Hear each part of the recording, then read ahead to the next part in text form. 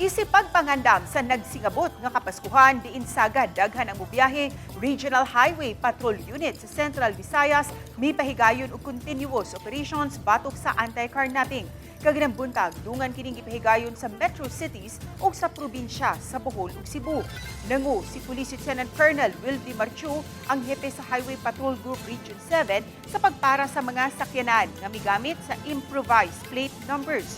Mga di maklaro nga plaka kay gitabunan o uban pang mga violation sa mga sakyanan ug motorsiklo. Muabot sa 13 ka mga sakyanan nga naisyuhan og temporary operators permit kung TOP. Samtang 45 ang naisyuhan og citation ticket. Samtang 96 usab ka mga blinkers o kahawangwang ang nasakit.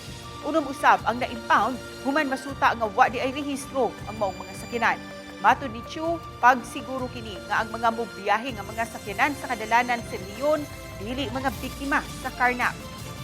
Improvised plate, mudagan sa kalsada if you don't have authority from the LTO and may mga i-authorize sa atong Land Transportation Office, especially na lost plate. Na-declared siya lost plate and immediately it was reported to LTO.